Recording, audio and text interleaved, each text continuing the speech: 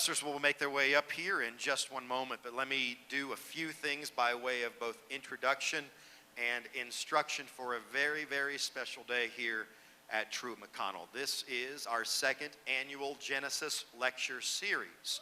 As all of you know, we have basically two pillars as you walk into the new Miller Extension. To the left is the Creation Research Center, and to the right is the World Mission Center.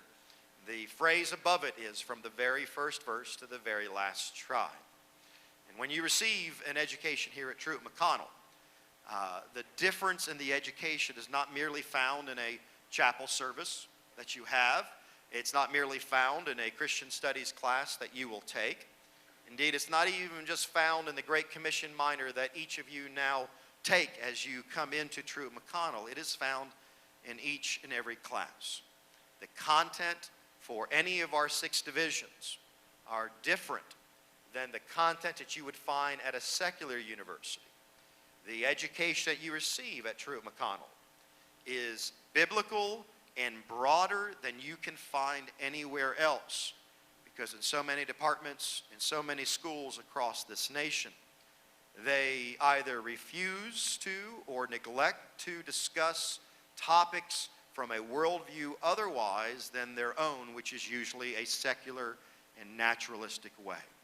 And so the question of the hour for the second annual Genesis Lecture Series is simply, what are the effects of evolution upon society?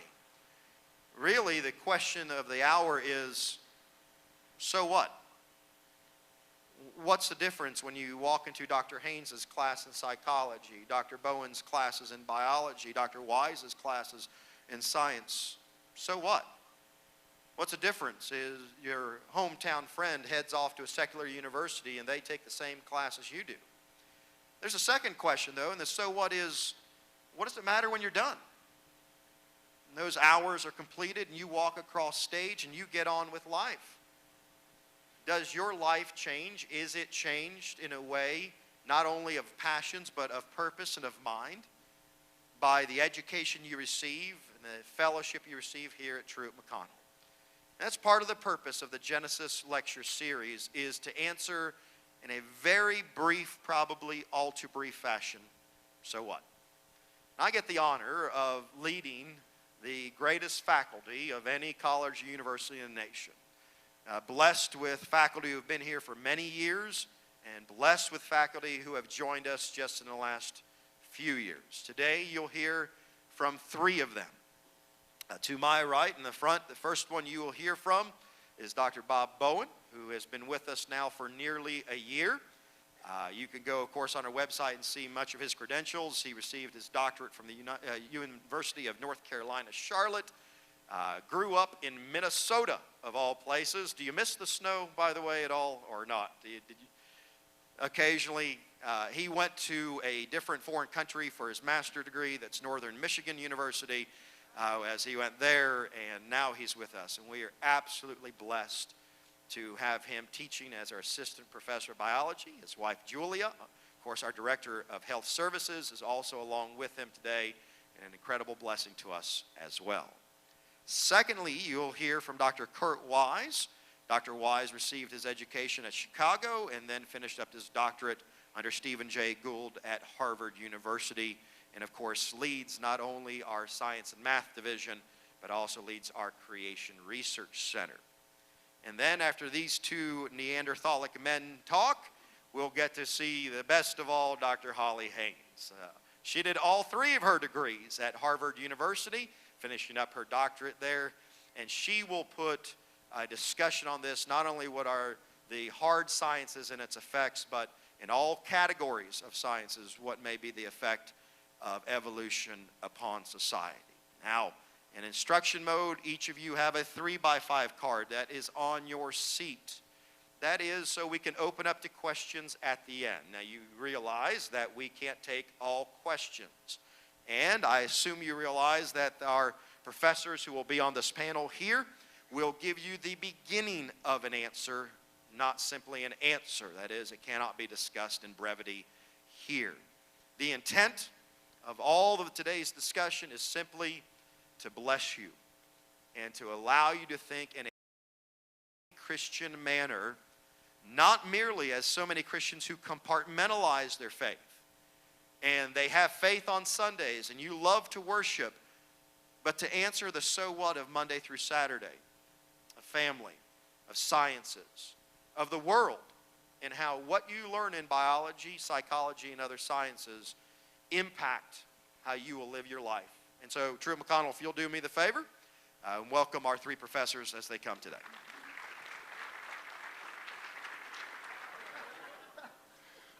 So when Dr. Kainer approached the panel, he asked us the question that he just offered just a few minutes ago. And as we began to discuss in conversation with my colleagues here, the best way for me to address the question is to actually talk about my own personal experiences as a research scientist and relay the impact that it has on you as a citizen of this nation. So to begin my story, I wish for you to think back the last time you picked up an undergraduate biology textbook. I did this in 1998 as a college freshman in a Principles of Biology course, along with 300 other eager minds.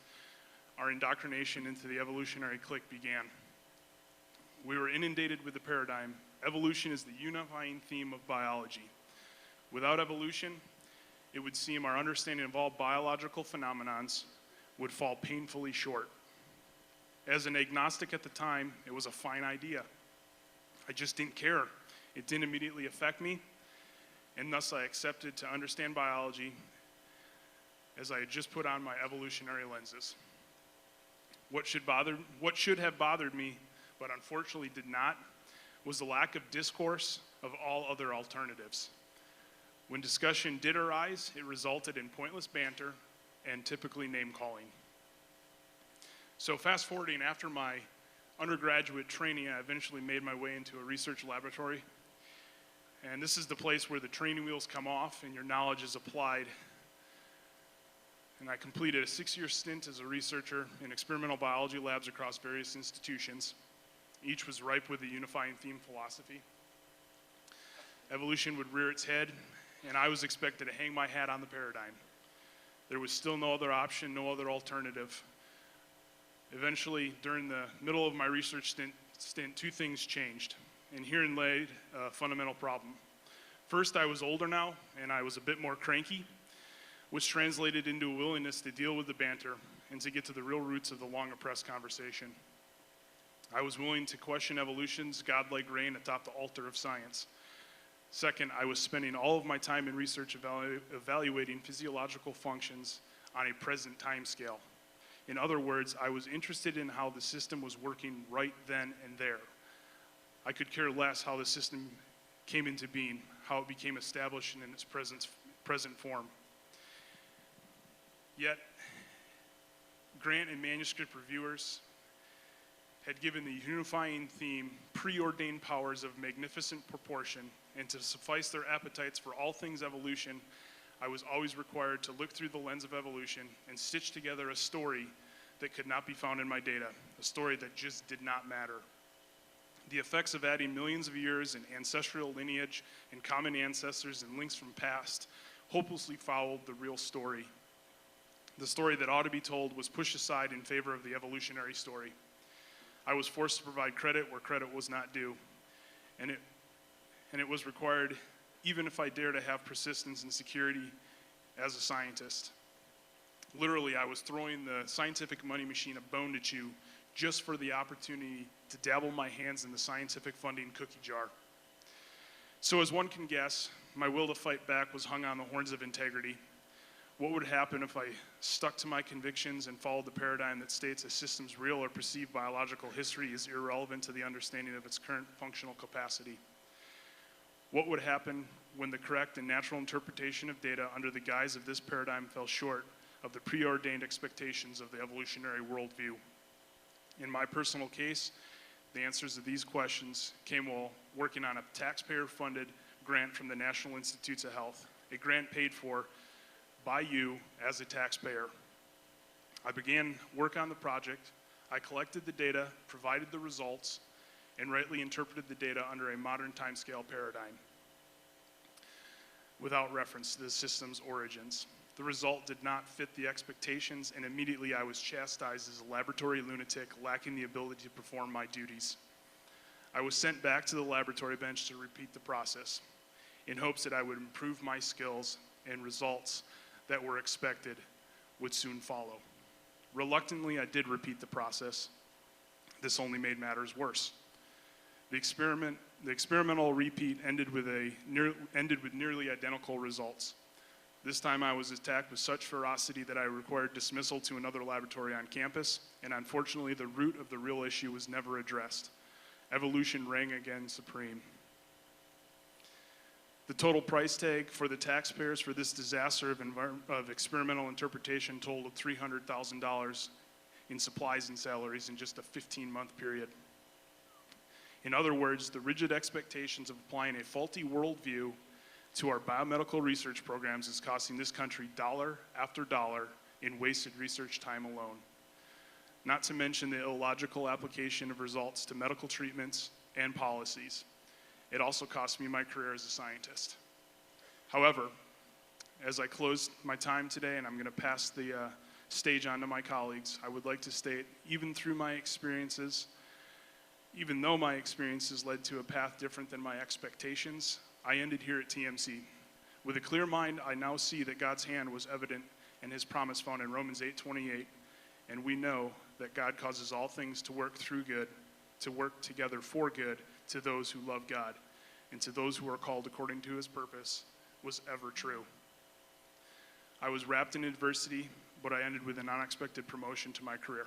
Thanks.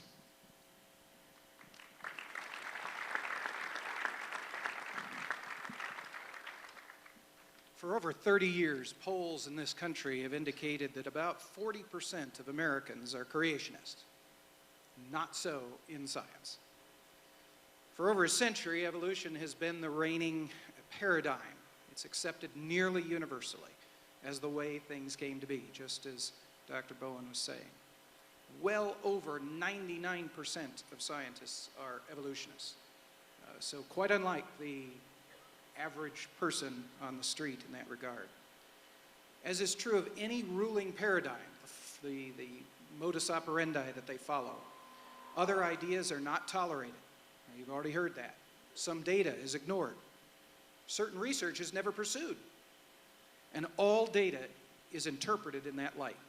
Now that's the way, in a sense, a paradigm is supposed to work. It's supposed to guide the way things go. And that's fine as long as the paradigm's right. The problem is the paradigm's wrong. So science has been led down this wrong path for a very long time. But there's an additional problem, and it's arguably bigger than that one. Surrounding every popular belief is what I call a myth, a halo of myth around it. There are things that are believed about it by people who are not in that arena that are actually not true. And that's actually more important for the impact upon us than anything else. There's a small percentage of the community of scientists that are actually evolutionary biologists. Outside that community, including other biologists, and especially as you get into other disciplines, and certainly as you get outside science, people believe things about evolution that are not true of evolution, and are not true, not believed by people who are evolutionary biologists. Now this is true of every popular belief.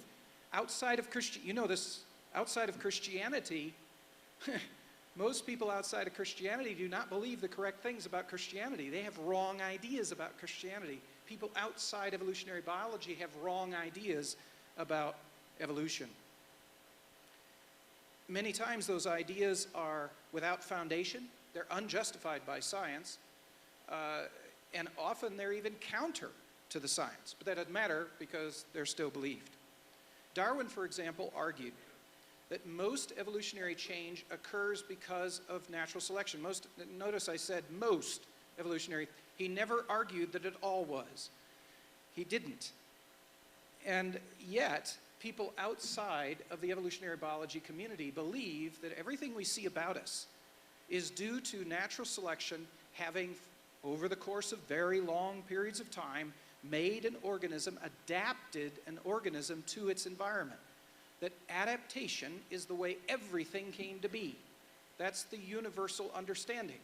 It has very little to do with actual evolutionary theory, because in fact, we have established maybe one, arguably two examples where adaptation has actually occurred.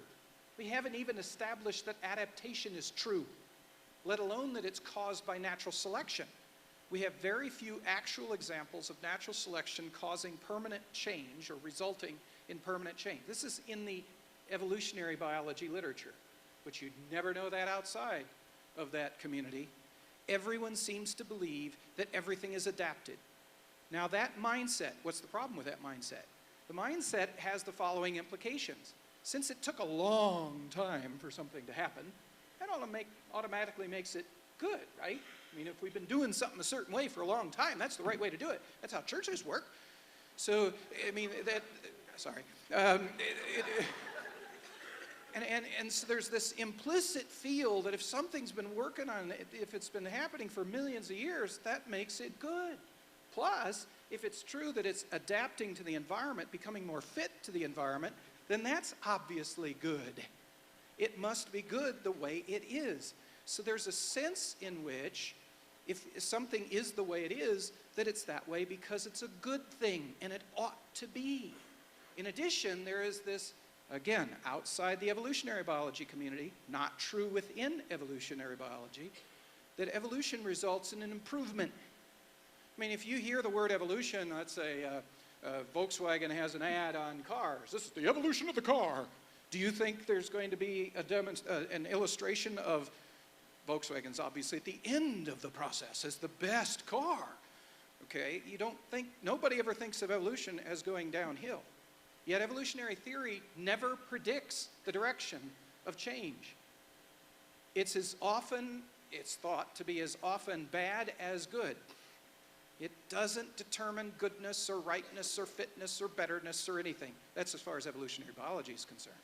But outside that field, there's a feeling that the way things are ought to be that way.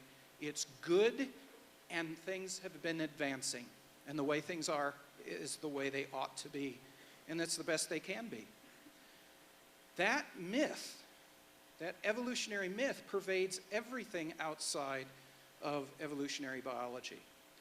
In most people's minds, then, if you can show how something, anything, is just even the slightest bit useful, then you can simply make the claim that it evolved that way and that it's a good thing and it ought to be that way. I mean, this is a great social concept in Darwin's time. The idea in England that the way things are is the way they ought to be. That having a monarch, having a ruler, you don't want people to rebel, right? So the way things are is the way they need to be. I lost it. The way things are is the way they ought to be is what the monarch wants people to believe. They don't want social revolution. They don't want change. They certainly don't want fast change. Slow. Evolution works that way, you see. And so if you can show something is in the least bit good, it can be justified as evolution did it, therefore it ought to be that way. One of the most serious problem areas for this is in the area of human behavior. In that area, there's an entire field we call social Darwinism that has evolved, and I'd say maybe more properly devolved. The idea that any behavior, any human behavior, if you can find some good value for it somehow, somewhere, that you can say it evolved that way, therefore it's a good thing. This has been used to justify all manner of evils in the past. Where this, for example,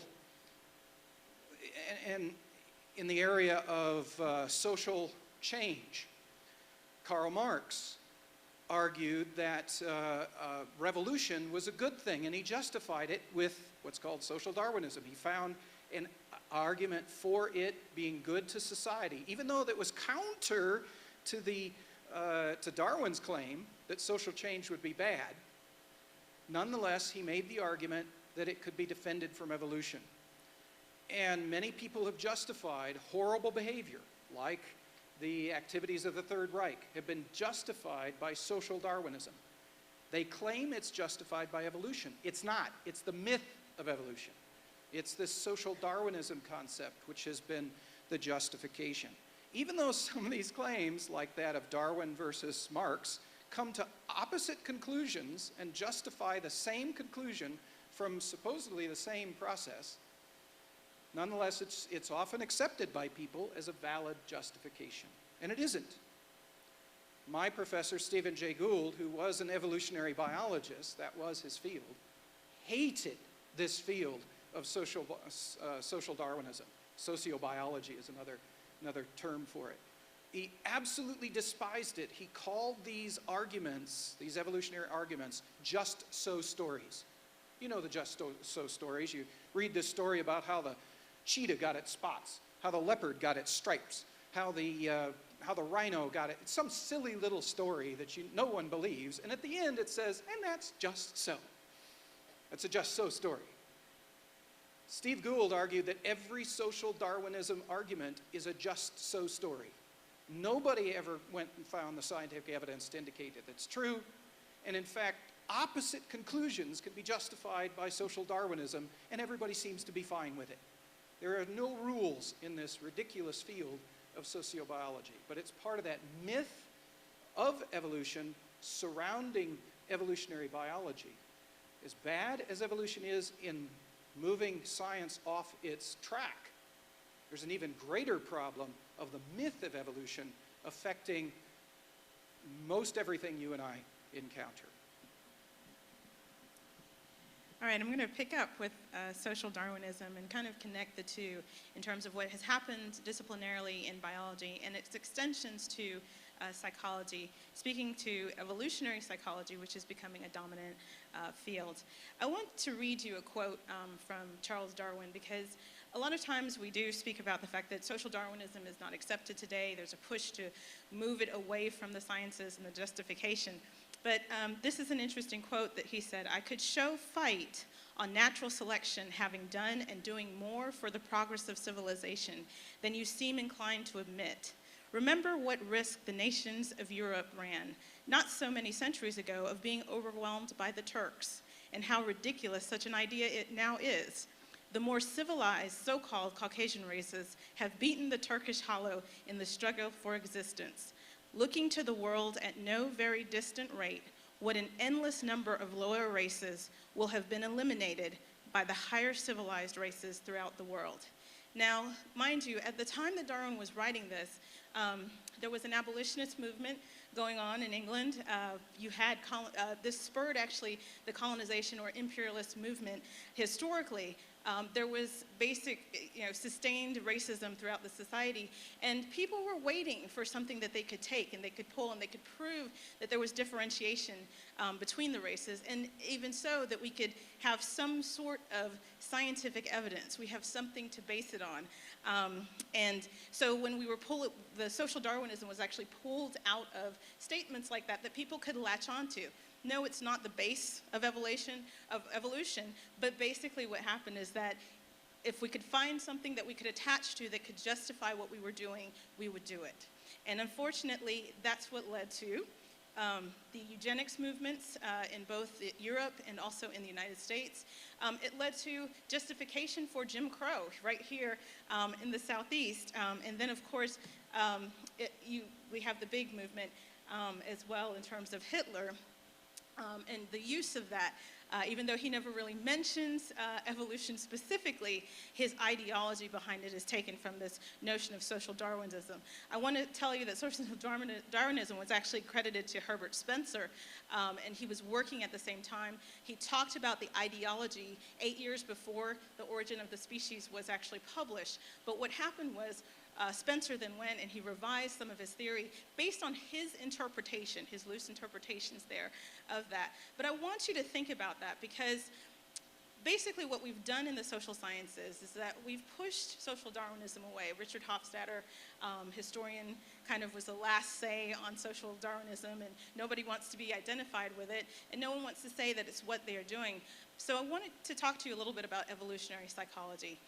It is a small field. Much like sociobiology, it's doing the same thing, which many people say Darwin did not intend for his theories to be used for social issues. Unfortunately, they're still being used for social issues through the interpretation in social biology, but also evolutionary psychology.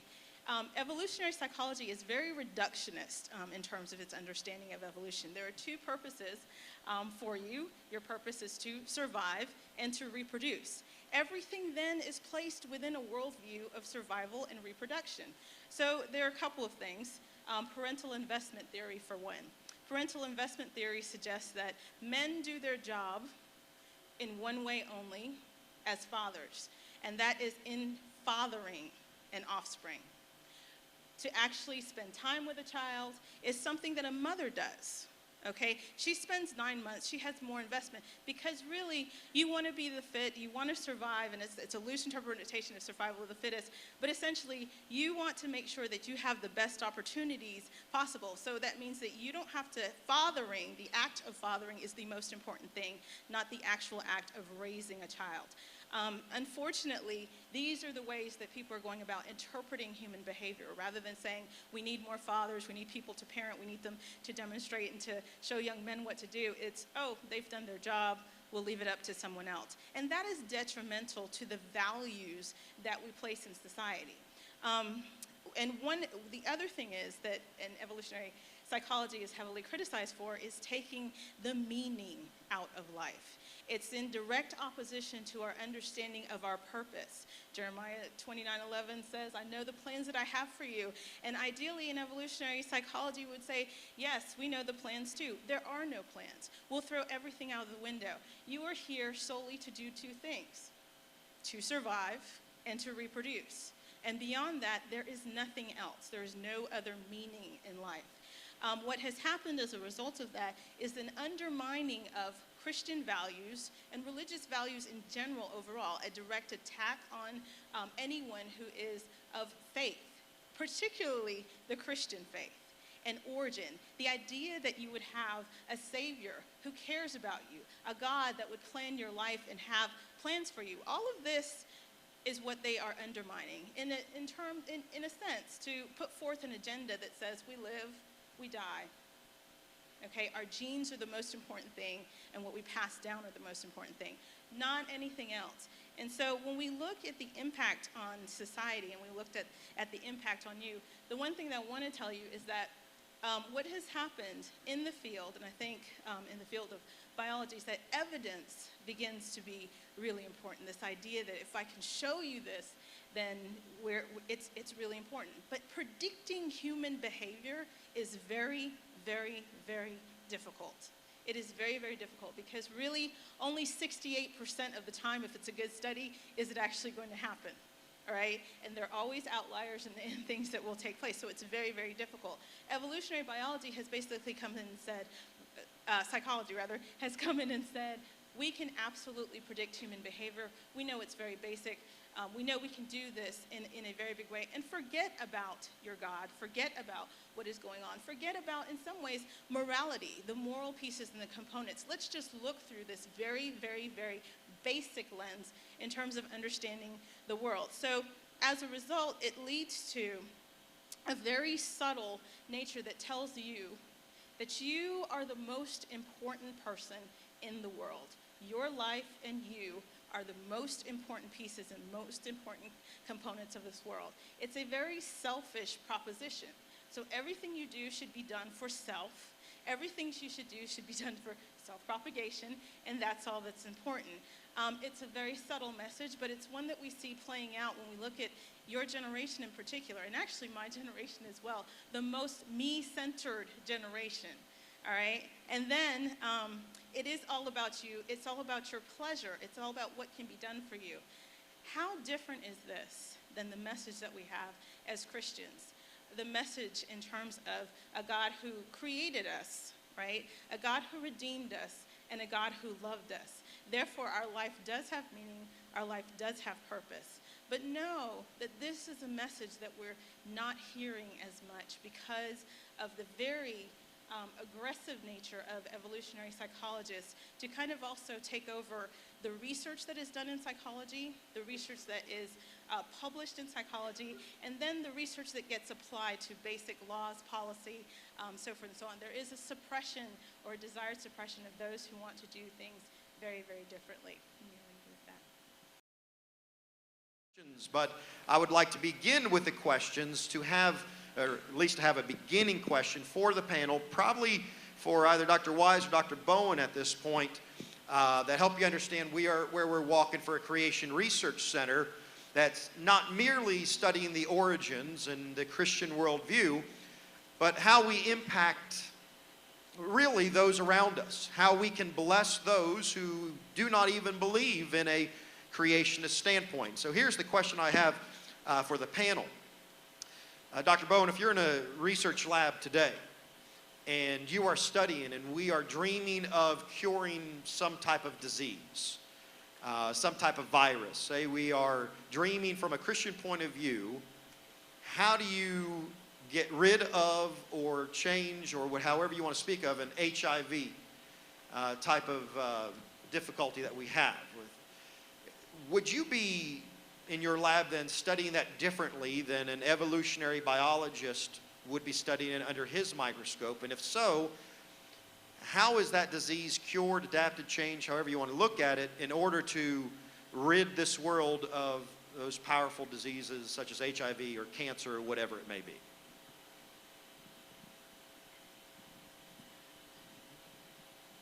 I don't really want the question.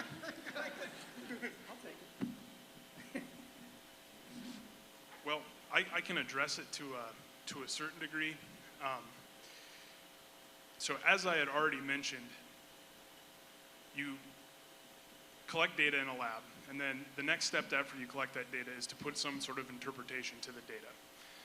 Now, either you're going to interpret it through an evolutionary lens, which is going to require a look into the past, or you can look at it and say, how is this virus, how is this pathogen affecting the current biological system? How is it affecting humans today from a biological perspective? Looking at it from an evolutionary side, you have to look at the question much more broadly, spend much more time trying to make evolution fit into your medical treatment.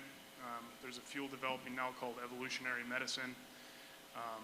It's not going to be very fruitful, because really what we need to know is how that pathogen impacts the system right now today. Forgo all the unnecessary work that's required to look at it from an evolutionary standpoint. Now, you had asked specifically about HIV. This is actually one of my hot button topics. We spend billions of dollars on AIDS research in this world, and it is a devastating disease, but it is also a 100% preventable disease. We spend millions of dollars, billions of dollars on HIV research instead of spending money on research in diseases like cancer, diseases like diabetes, and other diseases that have a genetic component that are in need of biological support. So, the evolutionist, you write up a grant, put the word evolution in there. You just put it in there because that's kind of your token to even get a second look by grant reviewers. There's also a possibility that the research we do in creationism could look very, very different. In evolutionary biology, the assumption is, since everything is struggling to survive, everything else in the world is your enemy. And the evolutionary perspective is that we're fighting everything. All the little critters that are inside your body are your enemies. That's why medicine is basically attempting right now to try to kill other critters before they kill us. It's like an arms race. And the problem is that some of these organisms have been created by God in such a way that they detect that they're being attacked. And so they change and do all sorts of crazy things. Now, another way to look at this, a non-evolutionary way to look at this, is God created these organisms to work together for a good reason, for a good cause. They're created to work in symphony, if you wish, and collectively and together. And that we've been given the responsibility to take care of those organisms. We ought to be about the task of curing the organisms that are causing the maladies. In fact, we'd see these diseased organisms as part of the fall, a consequence of our sin.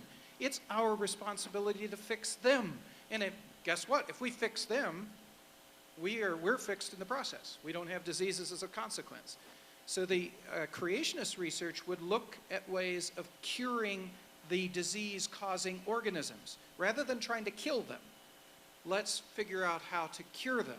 That's a completely new field that's never been pursued, and there's some good reason to believe that it would be quite successful for a number of organisms. I suspect all diseases can be cured in this fashion.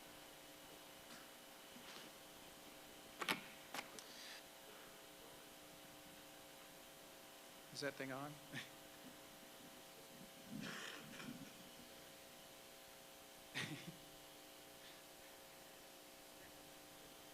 These things are more complicated than we are. All right, so the first question from out here, from the sea of people, is going to be for Dr. Bowen. And the question is, today, evolution has entered curriculum in our education, in public schools. So how, as an educator, can you maintain a Christian worldview while teaching this material? And I wonder specifically if we have people who are preparing to serve as teachers in the public schools, and they maintain themselves a Christian worldview, but they're supposed to teach science curriculum. How do you balance that? How do you approach that? Well, I think one of the things that's really important is that you become a student of evolution. The better you understand evolution, the better you can defend against its adversities. There's been a movement for quite a while to remove evolution education from the classroom and to replace to add in a creationist perspective into the classroom. I'm not opposed to teaching evolution in our classrooms because it's a worldview that we're going to have to deal with and defend for many generations to come, and we have to be prepared to do that. Adding in creation into our classrooms, I'm not opposed to that either, except we're going to be allowing a lot of individuals teaching from an evolutionary perspective to teach on creation, and there are going to be abuses that are going to succumb from that. And so it's very important as educators and parents to prepare yourself and be a student of evolution and be a student of creation and to begin to apply that knowledge where it's needed to be applied. I would also have to think a lot more about that question from an educational standpoint. I mean, in biology, even though biology, unifying theme is evolution, so much of physiology, which is my main field, is it needs to be absent from evolution. We're curious about what's going on right now. We're not curious about origins, and we're not curious about how the functional systems have come into being in the first place. I think I'd add to that teach the truth. There's a problem with this myth, okay? If we can dispel the myth, if we can clarify to the students that evolution isn't progress, evolution is not the adaptation to environment, that it may not be as pervasive as indicated, that we got to keep it out of social, the social world and its interpretation. It has no place in those areas. Teach the truth about it, which means you've got to learn about it. But make sure that your students understand what is true, not the myth. And that's unfortunately what's in the textbook. There's a bunch of myth in those textbooks. And so you need to learn enough about it to know what the truth is. Even if you're not allowed to touch the creation aspect or give that interpretation, you can at least give them the truth about evolution. Dr. Wise, this one's for you, and then I think we have one for Dr. Haynes as well. Dr. Wise, I'm going to put two questions in one. If the rest of the world says evolution is right, how can this tiny percent of people be correct? You have basically said all scientists are incorrect. Following that up, battery issue there.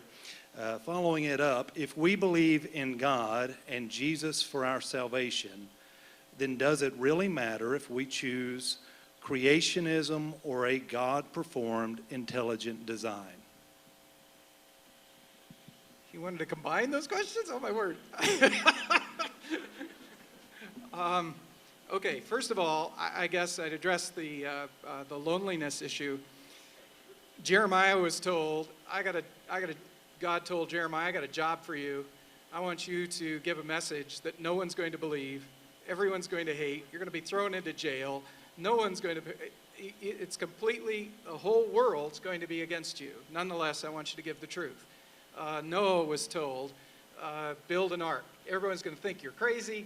He was a preacher of righteousness according to Hebrews. Maybe millions of people were on that planet on this planet at that time. Only 8 people, just his family, the only ones that got into that ark. The ark was created big enough for more people to get in. People didn't believe. Just because most people don't believe something doesn't make it true, or doesn't make it false. The fact is that the Bible indicates that God created, and I would argue too that evolution is not true based upon that same truth, the claims of Scripture. So that makes it true. And if the entire world is against us, so be it. And that doesn't affect the conclusion. And as I said too about evolution, evolutionary biology is not as monolithic or an entity as most people believe on the outside. It is not proven. It's not even close to being well substantiated within that community. It's got problems. What was the second question? Intelligent design, I'm not sure. I can't remember how it went. I'm sorry. Does it matter if you believe? If we believe in God and Jesus for our salvation, it doesn't matter if we choose creationism or a God-performed intelligent design. Oh, I see. If we do believe in a God and a creator, does it matter whether we go?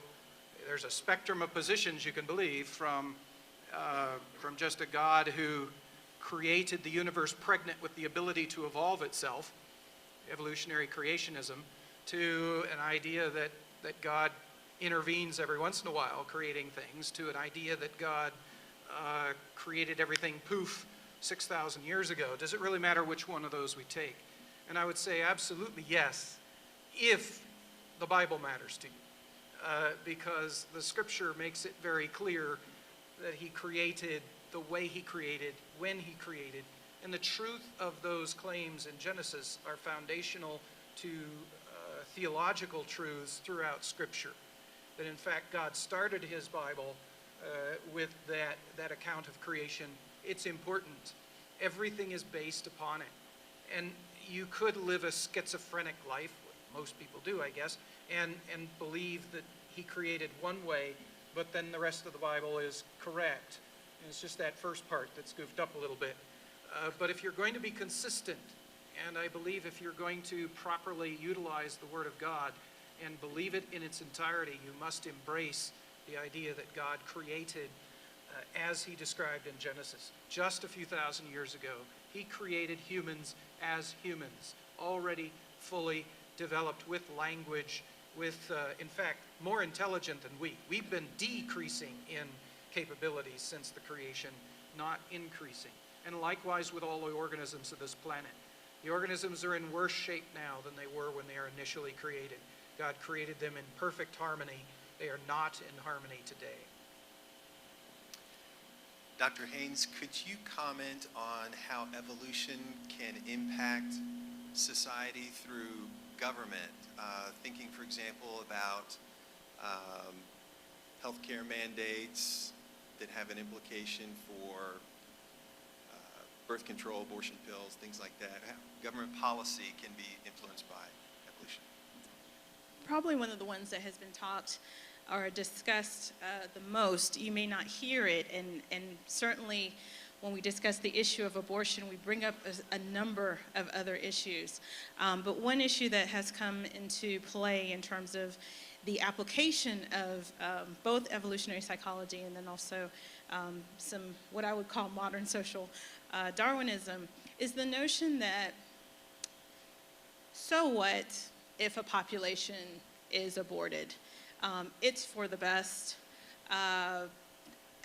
It is basically just eliminating those that we don't need. And that was the story of Herbert Spencer. It was the story of the past. It was the reason why, people felt they could go in or annihilate certain races. And if you take abortion as an issue, and if you look at it as annihilation, right, you're basically saying, okay, it's okay if we go ahead and get rid of this group, or, where we have large percentages of abortion within certain cultures or certain races. It's an issue primarily because what you're saying is, it's okay. It's okay. Evolutionary theory says we're self-selecting, we're adapting. The weaker races are basically, eliminating themselves. We're going through this. And so it can have some serious implication there. And that's just one example of a place in which, we have seen some criticism.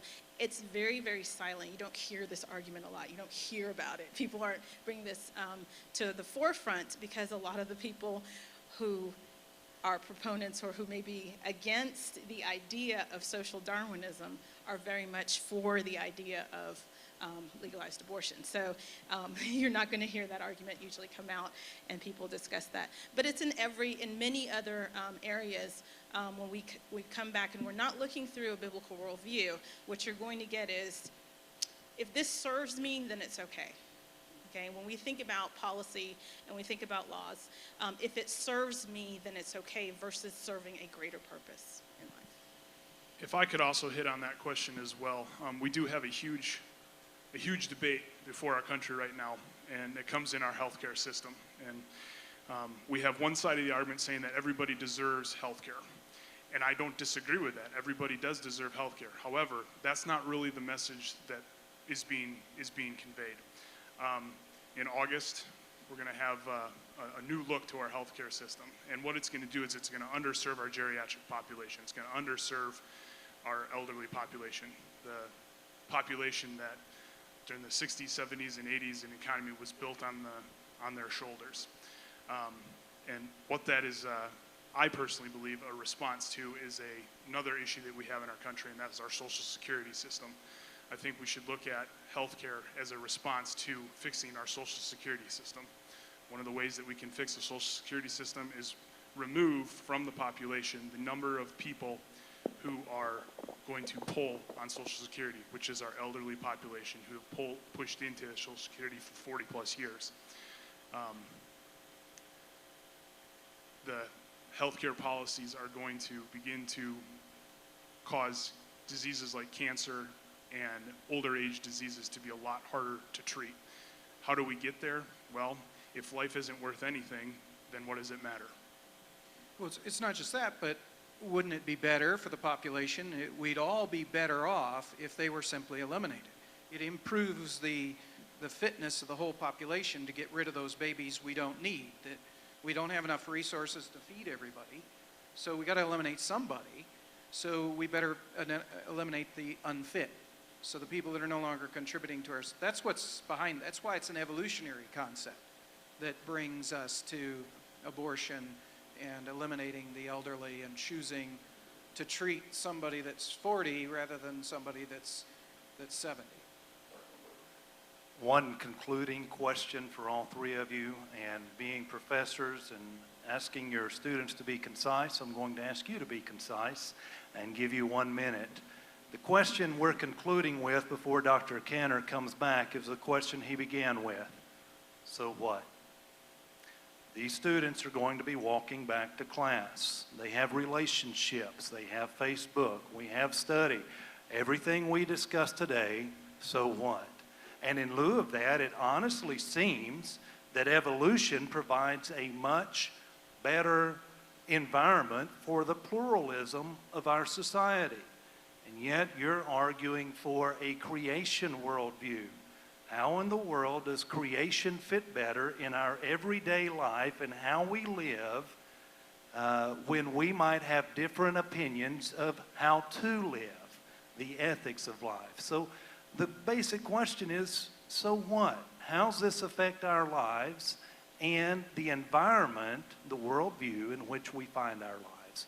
Each of you will have a minute to answer this, and then Dr. Cantor. Why do I have to go first? If I sit here and stall, no. So what? Well, for me, the reason that it's not just so what is created in God's image. We have to preserve life and we have to appreciate life. We also had a man die on a cross. And if I can give him my career, if he gave me his life, I can give him my career and I can give him my obedience. And an evolutionary worldview doesn't sanctify life, and it doesn't hold those core values that Christ held. And so I'm going to give him his due. Yeah, I'd follow up on that. Every evolutionary biologist I know of agrees on this one point. Even though they think it works in biology, they do not dare follow an evolutionary biology approach to ethics. It is not at all acceptable to live for the preservation of your genes at the expense of everything else, to fight everyone else in the world and to be the best and to eliminate everybody else.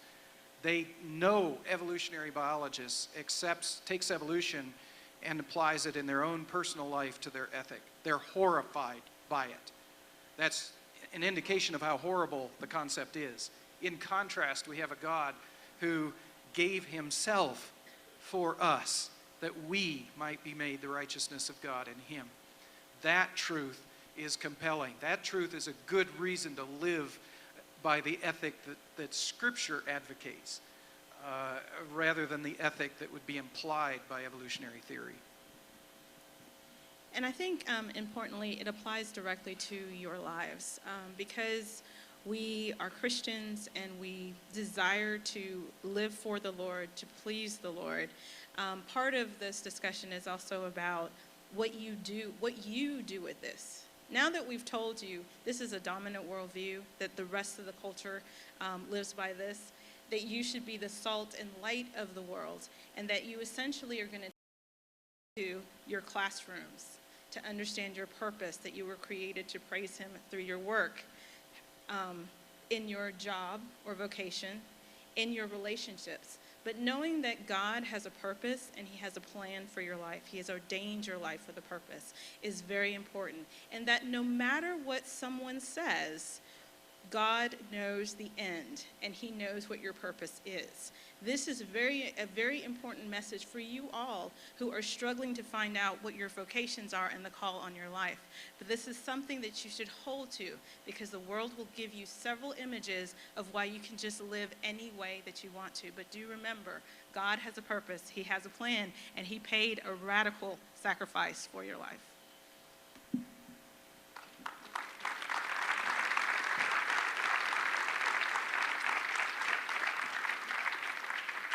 All right. Thank you again, panel. You have been an incredible blessing to us.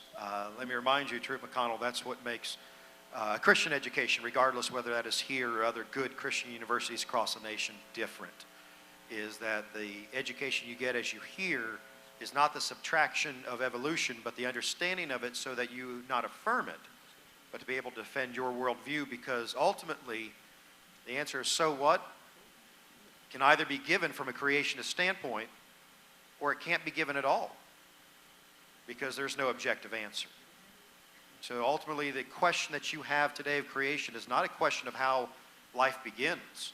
It's also a question of how life ends. Eternity is on the line.